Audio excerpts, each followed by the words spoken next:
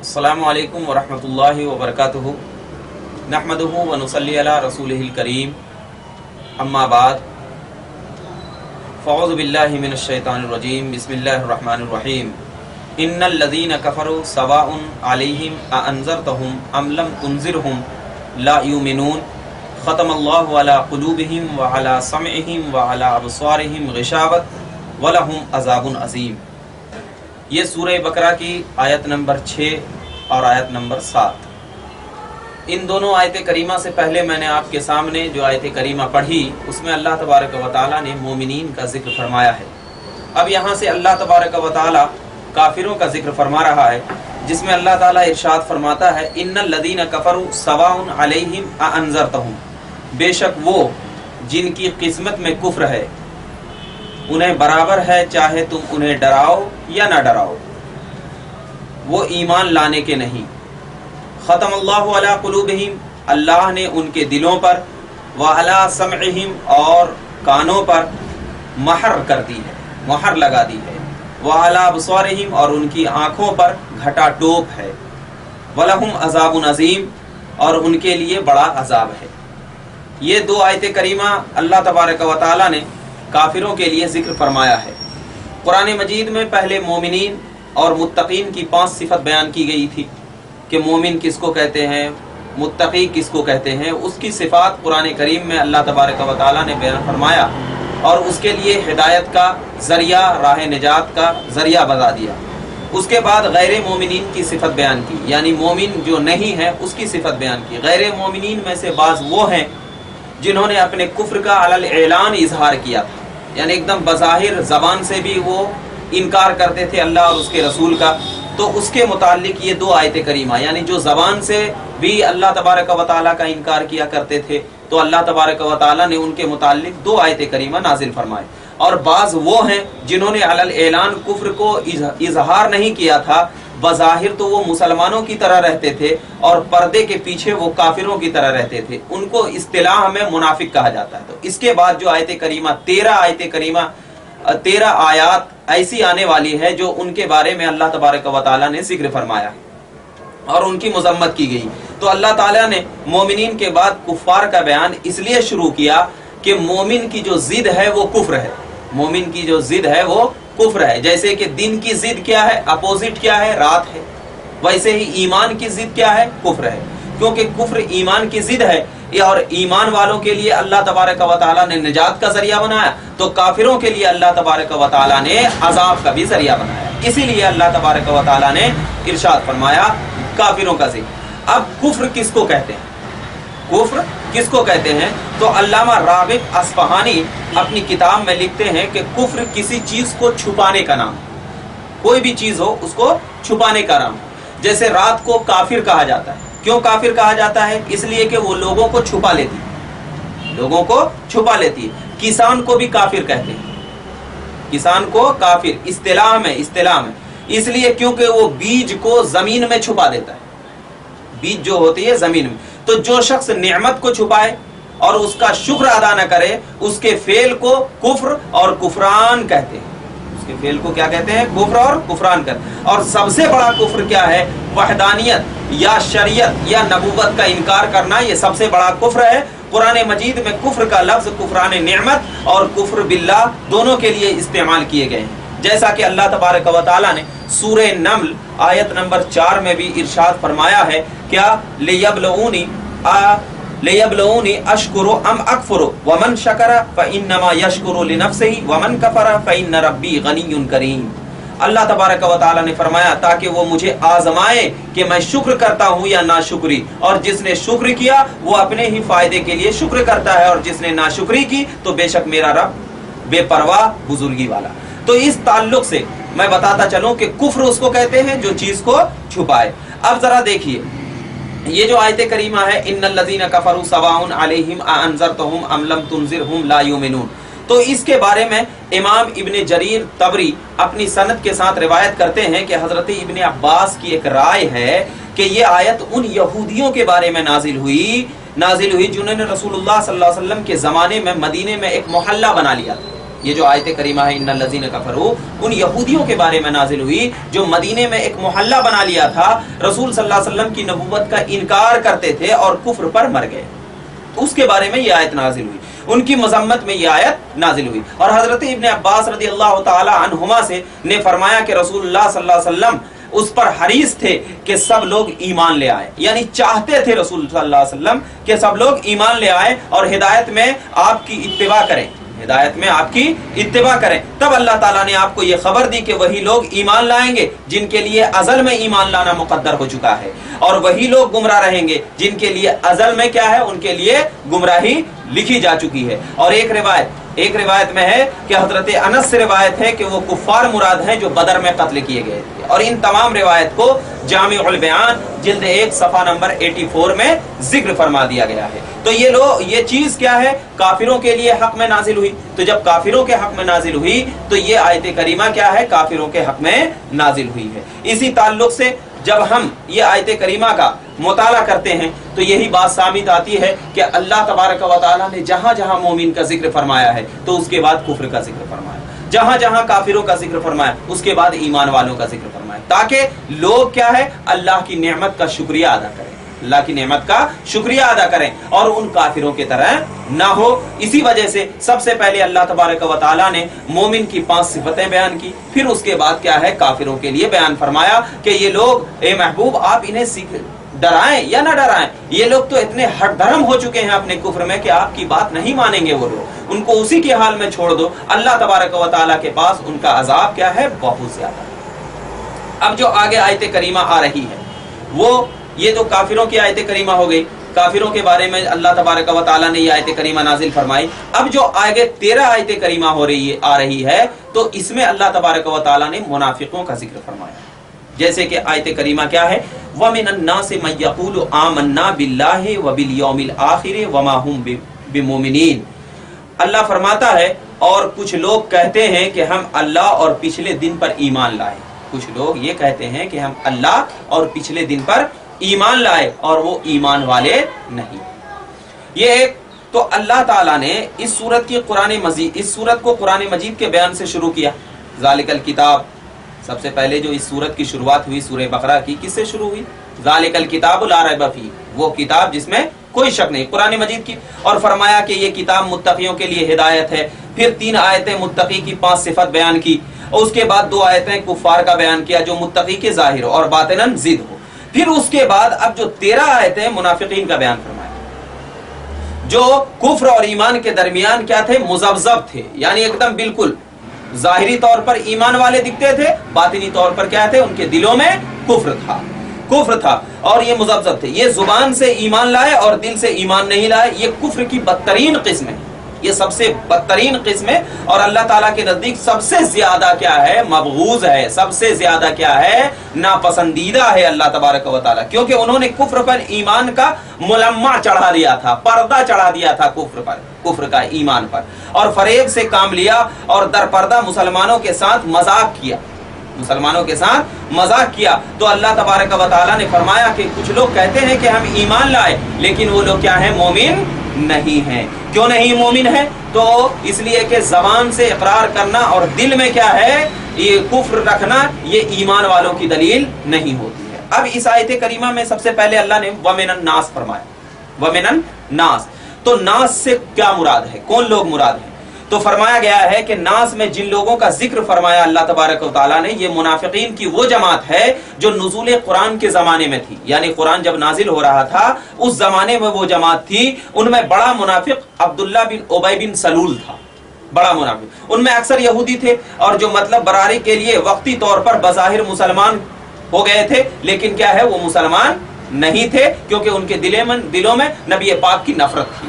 اور اس میں فرمایا بالیوم الآخر، یعنی بالیوم الآخر، تو الیوم الآخری سے مراد حشر سے لے کر غیر متناہی مدت ہے، یا روز حشر سے لے کر جنتیوں کے جنت میں جانے کی، یہ مراد ہے، یعنی غیر متناہی۔ غیر متناہی کا مطلب یہ ہوتا ہے کہ جس کو شمار نہیں کیا جا سکے مدت، جیسے کہ ہم 1 سے لے کے 30 دن تک شمار کیے جاتے ہیں تو اس کو متناہی کہتے ہیں، ایسی مدت جس کو کیا ہے شمار نہیں کیا جا سکتا، اس کو غیر متناہی مدت کہتے ہیں۔ تو یہی الیوم الاخر سے مراد حشر سے لے کر غیر متناہی مدت، یعنی اس کی مدت کا شمار نہیں ہے، ایک۔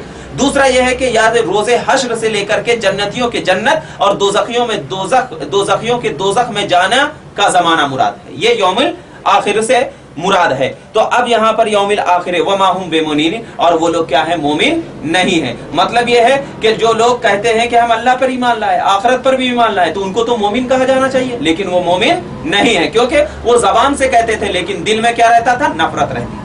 اور اس کے بعد اللہ تبارک و تعالی نے فرمایا یخادعون اللہ والذین آمنوا وما یخدعون الا انفسهم وما یشعرون، فریب دیا چاہتے ہیں، فریب دیا چاہتے ہیں، اور اللہ اور ایمان والوں کو، اور حقیقت میں فریب نہیں دیتے مگر اپنی جانوں کو، اور انہیں شعور نہیں، اور انہیں شعور نہیں۔ تو اب اس میں دیکھیے وہ کیا ہے، اپنے گمان میں یہ سمجھتے تھے کہ ہم اللہ اور ایمان والوں کو کیا کرتے ہیں؟ دھوکہ دیتے ہیں، یہ سوچتے تھے اپنی گمان میں، لیکن انہیں یہ نہیں معلوم تھا کہ دراصل وہ اپنی جانوں کو ہی دھوکہ دے رہے ہیں، وہ اپنی جانوں کو ہی دھوکہ دے رہے ہیں۔ تو اللہ تعالیٰ نے ان سے عقل ہی چھین لیا تھا، کیونکہ ان کے عقل میں سوچ بھی نہیں آتی تھی کہ وہ کس کو فریب دے رہے ہیں، کس سے کیا کر رہے ہیں، کس کو فریب دے رہے ہیں، کس سے کیا چاہ رہے ہیں۔ تو یہ اصل میں کیا ہے، وہی لوگ اپنے آپ کو فریب دیتے تھے کہ جیسے دیکھیے اب انسان کیا ہے، انسان کے بدن میں کیا ہے، ان کے دلوں میں، ان کے بدن میں کیا ہے، یہ چیزیں رہتی ہے، بیماری رہتی ہے، تو اپنے آپ کو ہی یہ کیا کرتے ہیں،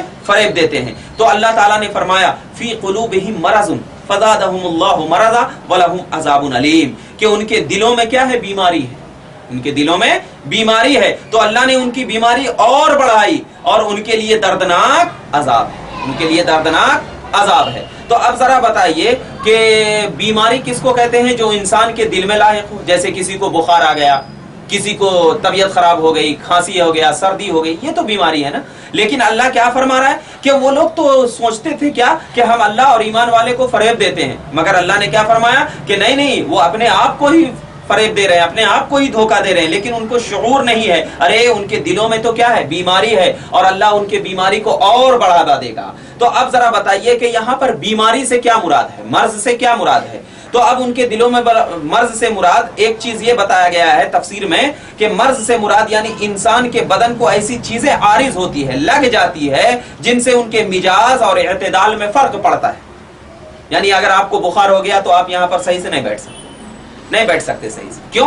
اس لیے کہ آپ کا مزاج اس کو قبول نہیں کرتا، تو اس کی کارکردگی متاثر ہو جاتی ہے، اور اس کو مرض کہتے ہیں۔ یعنی جب اس کے کام کاج متاثر، اس کو مرض کہتے ہیں۔ تو ایک تو جسمانی بیماری ہوتی ہے، ایک جسمانی بیماری ہوتی ہے، اور ایک کیا ہے، نفسانی بیماری ہوتی ہے۔ تو جسمانی بیماری جیسے بخار کا لگ جانا، کھانسی کا لگ جانا، سردی کا لگ جانا، یہ جسمانی بھی، اور ایک نفسانی بیماری مثلا حسد، بغض، برائی، یہ سب کیا ہے۔ تو اب جو اللہ تبارک و تعالیٰ نے جو فرمایا کہ ان کے دلوں میں کیا ہے، بیماری، اور اللہ نے کیا ہے، ان کی بیماری کو اور بڑھاوا دیا، تو مطلب یہ ہے کہ ان کے دلوں میں بغض تھا، حسد تھا، برائی تھی، نبی پاک سے محبت نہ کرنا تھا، یہ بیماری یہاں پر مراد ہے، جسمانی بیماری یہاں پر مراد نہیں ہے۔ تو وہ لوگ سوچتے ہیں تو ان کے دلوں میں کیا ہے، اللہ تبارک و تعالیٰ نے بیماری رکھ دیا۔ اب ذرا بیماری جو رکھ دیا اللہ تبارک و تعالیٰ نے ان کے دلوں میں، تو اب وَلَهُمْ عَذَابٌ علیم، تو ان کے لیے کیا ہے، دردناک عذاب ہے۔ کیوں دردناک عذاب ہے؟ بِمَا كَانُوا يَكْذِبُونَ، بدلہ ان کے جھوٹ کا۔ یعنی وہ لوگ جھوٹ بولتے تھے نا اللہ کے نبی کے پاس کہ میں آپ پر ایمان لے کر آیا، یا میں اللہ کو مانتا ہوں، یہ نبی کے سامنے جھوٹ بولتے تھے۔ تو اللہ تبارک و تعالیٰ نے جو یہ سب فرمایا ہے کہ ان کے دلوں میں بیماری کس وجہ سے بڑھ دیا ہے، جھوٹ کی وجہ سے، جھوٹ کی وجہ سے۔ تو اسی وجہ سے جھوٹ ہم تمام انسان کو نہیں بولنا چاہیے، کیونکہ جھوٹ ایک ایسی بیماری ہے کہ جب انسان کو لگ جاتی ہے وہ جھوٹ کی بیماری، تو اب وہ انسان کیا ہے، بالکل اللہ اور اس کے رسول کی محبت سے دور ہو جاتا ہے۔ جیسا کہ حضرت ابو داؤد علیہ رحمت و رضوان نے اپنی کتاب سنن ابی داؤد جلد 2 صفحہ نمبر 325 میں ارشاد فرمایا ہے کہ حضرت عبداللہ ابن مسعود بیان فرماتے ہیں کہ رسول صلی اللہ علیہ وسلم نے فرمایا کہ اپنے آپ کو جھوٹ سے بچاؤ، کیونکہ جھوٹ گناہ تک پہنچاتا ہے، اور گناہ دوزخ تک پہنچاتا ہے، اور ایک شخص جھوٹ بولتا ہے اور جھوٹ کے مواقع تلاش کرتا ہے، حتیٰ کہ اللہ کے نزدیک اس کو کذاب یعنی جھوٹا لکھ دیا جاتا ہے۔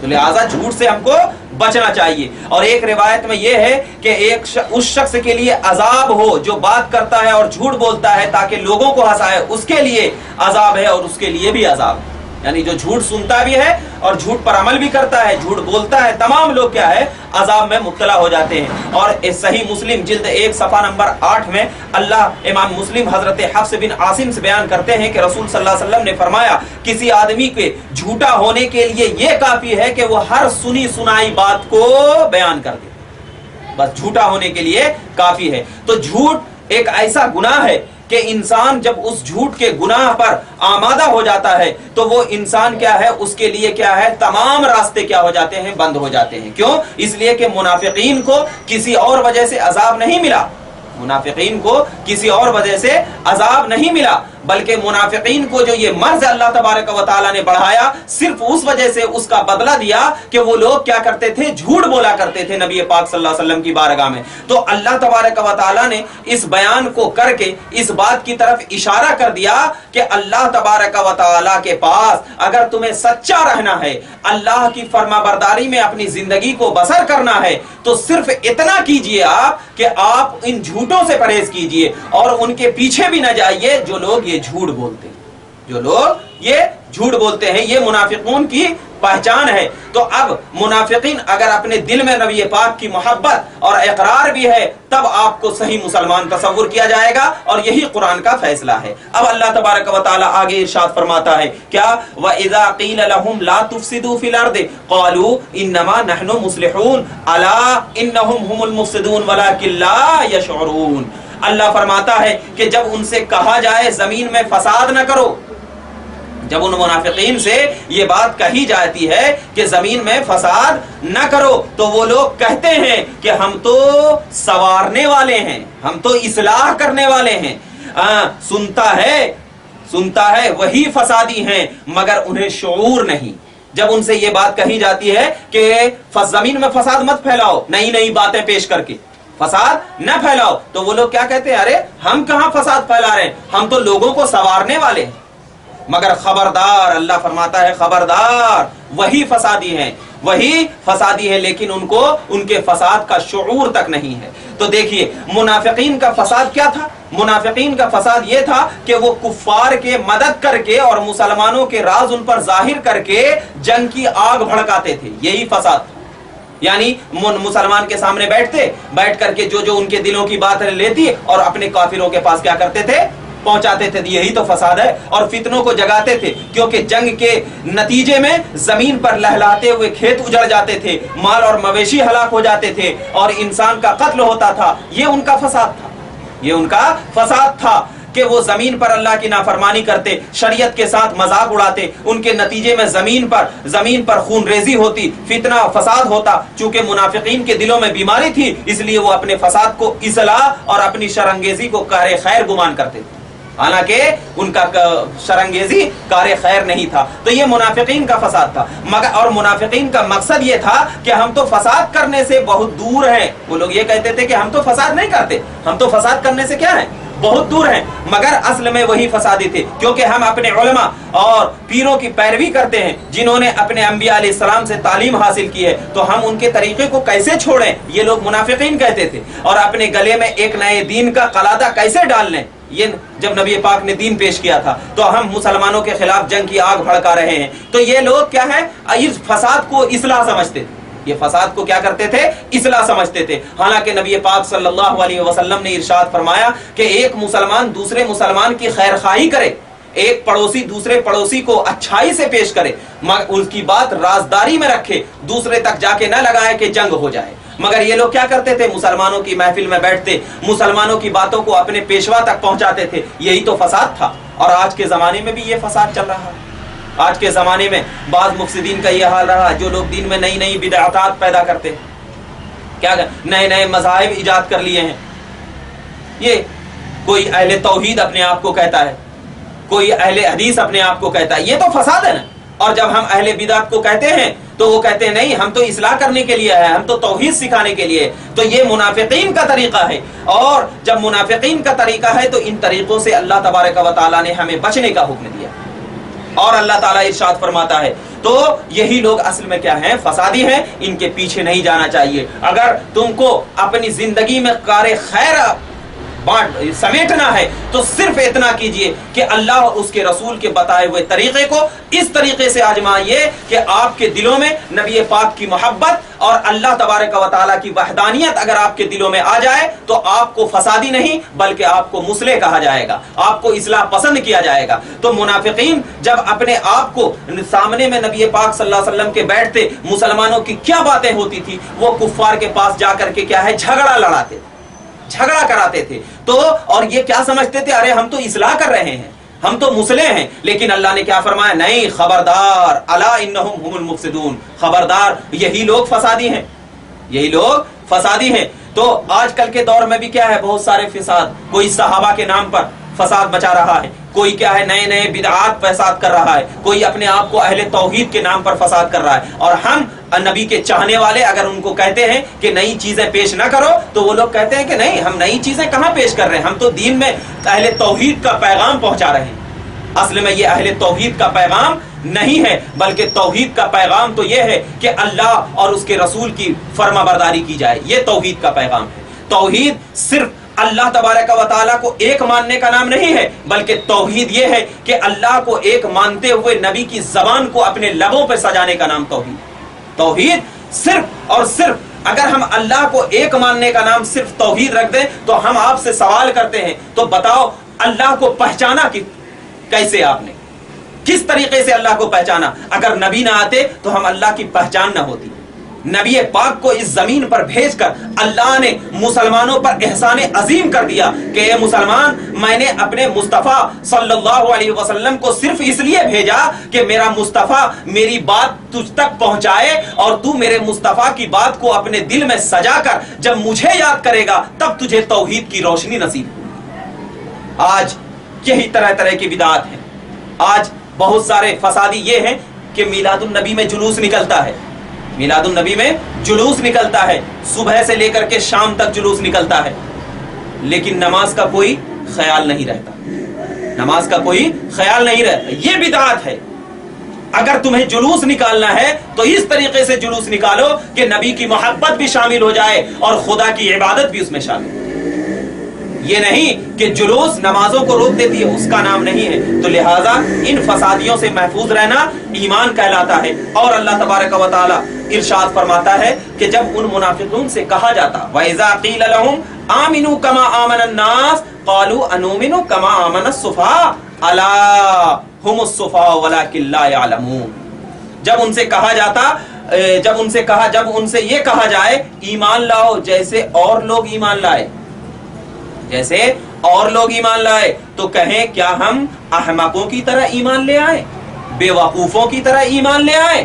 سنتا ہے, الا خبردار, سنتا ہے وہی احمق ہے مگر جانتے نہیں, سنتا ہے وہی احمق ہے مگر جانتے نہیں. یعنی اب اس میں فرمایا ہے جب منافقین سے کہا جاتا ہے کہ ایمان لاؤ جیسے کہ اور لوگ ایمان لائے, کما آمن الناس, جیسے کہ اور لوگ ایمان لائے, تو یہاں پر تمام علماء کرام کا اتفاق ہے کہ آمن الناس سے مراد صحابہ کرام کی ذات.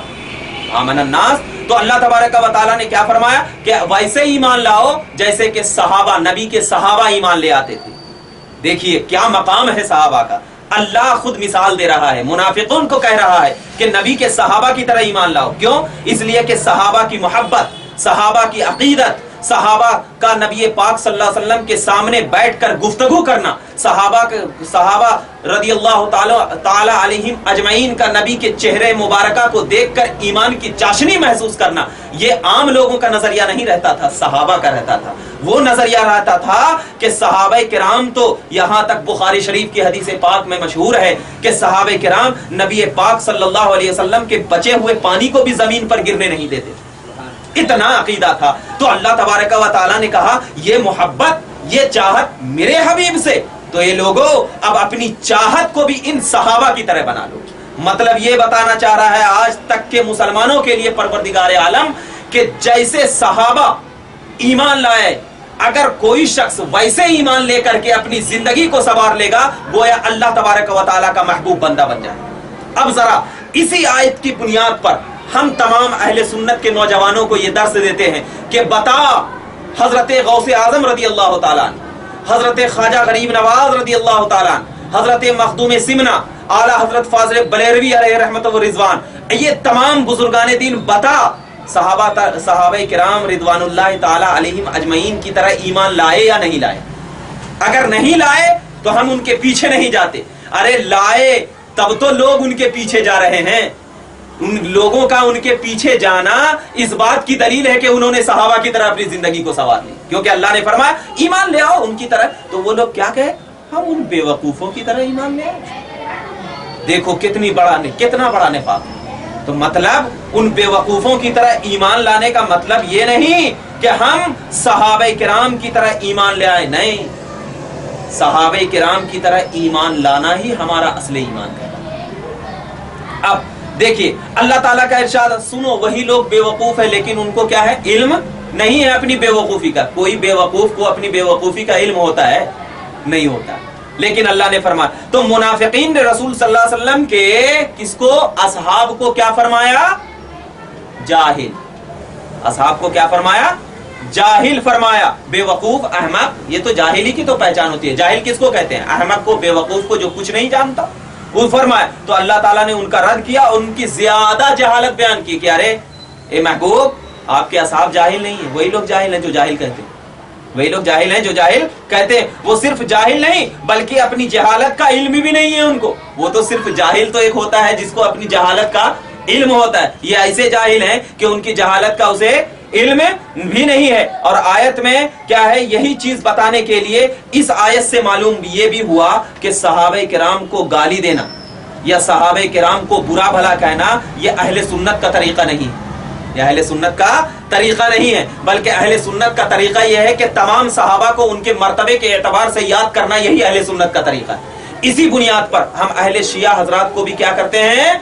رد کرتے ہیں۔ کیوں؟ اس لیے کہ وہ حضرت ابوبکر صدیق رضی اللہ تعالیٰ عنہ، حضرت عمر فاروق رضی اللہ تعالیٰ عنہ، حضرت عثمان غنی رضی اللہ تعالیٰ عنہ کو بھی گالی برا بھلا کہتے ہیں، حالانکہ وہ بھی صحابی ہیں۔ تو آیت کریمہ نے بتا دیا کہ اہل سنت کی پہچان یہ ہے کہ تمام صحابہ کو ان کے مقام و مرتبے کے اعتبار سے محبت کرنا، یہ نہیں کہ ایک صحابہ اچھے ہیں اور دوسرے صحابہ برے ہیں۔ تو صحابہ کرام کو گالی نہ دینے کی بنیاد ہم اہل سنت کا نظریہ یہ بن گیا ہے کہ اہل سنت کسی صحابہ کو برا بھلا نہیں کہتے ہیں، بلکہ صحابہ کرام کو ان کے مقام و مرتبے کے اعتبار سے محبت کرنے کا نام ہی اہل سنت کی دلیل ہوا کرتی ہے۔ تو اللہ تبارک و تعالیٰ نے یہی فرمایا کہ جب وہ لوگ ان سے کہا جاتا ہے کہ ایمان لاؤ جیسا کہ لوگوں نے ایمان لایا، یعنی صحابہ کرام نے ایمان لایا، تو وہ لوگ یہ کہتے ہیں کہ ہم ان بے وقوفوں کی طرح ایمان لائے، نہیں، وہی لوگ بے وقوف ہیں۔ اللہ کیا فرمایا؟ خبردار، وہی لوگ کیا ہے؟ بے وقوف ہیں۔ اسی لیے اس آیت کریمہ سے اہل سنت کا نظریہ یہ ظاہر ہوا کہ تمام صحابہ کرام کو ان کے مقام و مرتبے کے اعتبار سے محبت کرنا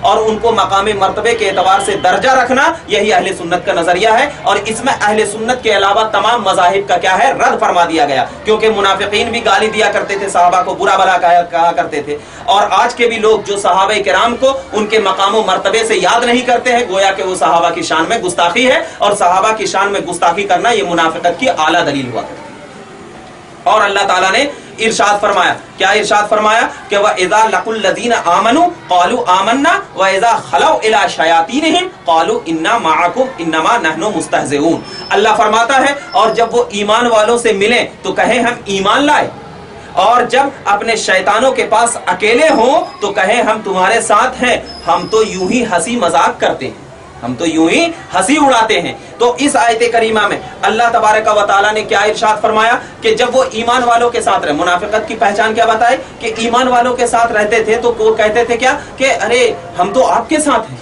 ہم تو آپ کی فرما برداری کرتے ہیں، ہم تو نبی سے محبت کرتے ہیں۔ تو اور جب اپنے شیطانوں سے ملتے تو وہ کہتے تھے کہ نہیں، ہم تو کیا ہے؟ آپ کے ساتھ ہیں، ان کی تو ہم مسیح اذاکر۔ تو اس آیت کی تفسیر میں امام خازن علیہ رحمت و رضوان نے اپنی کتاب تفسیر خازن جلد 1 صفحہ نمبر 29-30 میں ارشاد فرمایا کہ یہ آیت کریمہ اس وقت نازل ہوئی کہ جب ایک روایت میں یہ ہے کہ عبداللہ بن ابی اور ان کے کچھ کیا ہے ساتھیوں نے دیکھا کہ سامنے سے صحابہ کرام کی ایک جماعت آ رہے ہیں، تو اپنی قوم سے کہا، ان وہاں پر گروہ بیٹھنے والے گروہ نے کہا کہ اب دیکھو میں ان صحابہ کا مذاق کیسے اڑاتا ہوں، تو ایک اس میں سے ایک شخص اٹھا اور اٹھنے کے بعد حضرت ابو بکر صدیق رضی اللہ تعالیٰ عنہ کا ہاتھ پکڑ کر کہا کہ اللہ نے تو آپ کو صدیق بنایا ہے، آپ تو نبی پاک صلی اللہ علیہ وسلم کے ساتھ سفر و حضر میں بیٹھتے تھے، ہم آپ کی عزت کرتے ہیں، ان کی فل تعریف کر دی۔ اس کے بعد حضرت عمر کو دیکھا، ان کا بھی ہاتھ پکڑا، حضرت عمر سے کہا اس شخص نے کہ اللہ تعالیٰ نے تو آپ کو عادل بنایا ہے، آپ کو امیر بنایا ہے،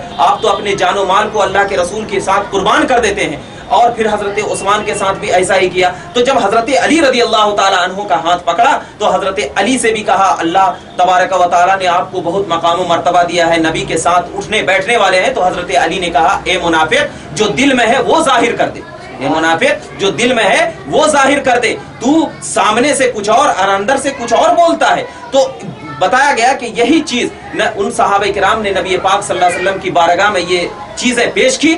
تو جیسے ہی یہ چیزیں پیش کی تو حضرت جبرائیل اس وقت نازل ہوئے، آئے اور اللہ کے نبی صلی اللہ علیہ وسلم کو یہ آیت کریمہ سنائی کہ اے نبی، وہ لوگ جب ایمان والوں سے ملتے ہیں تو اچھی بات کرتے ہیں، اور جب اپنے شیطانوں، اپنے گرو گھنٹالوں سے ملتے ہیں تو وہ آپ کے خلاف استہزاء کرتے ہیں، مذاق اڑاتے ہیں۔ تو دیکھیے بتایا کیا گیا کہ محبت رسول کس کا نام ہے؟ صحابیت کا نام ہے۔ محبت رسول صحابیت کا نام ہے۔ کیوں؟ اس لیے کہ اس آیت کریمہ میں یہ فرمایا اذا لقوا الذین قالوا آمنا، قالوا آمنا، کیوں؟ اس لیے کہ وہ صحابی رسول کے ساتھ ملتے تھے تو اس کو ایمان والا کہا گیا۔ تو اب محبت رسول جس کے دلوں میں نہ ہو تو اللہ تعالیٰ نے ان کو شیطان ذکر فرمایا، شیاطین ہی، گرو گھنٹال ذکر فرمایا، شیطان ذکر فرمایا۔ اور اللہ نے فرمایا کہ جب وہ لوگ اب گرو گھنٹال ہیں، شیطان ہیں، تو اللہ تبارک و تعالیٰ ان کی شیطانیت کو کیا کر دیا جاتا ہے؟ اور ذکر کیا جاتا ہے۔ تو اور ایک روایت میں یہ فرمایا گیا کہ یہاں پر جو شیطان ذکر فرمایا گیا ہے تو 5 لوگوں کا ذکر ہے۔ یہاں پر 5 لوگوں کا کیا ذکر ہے؟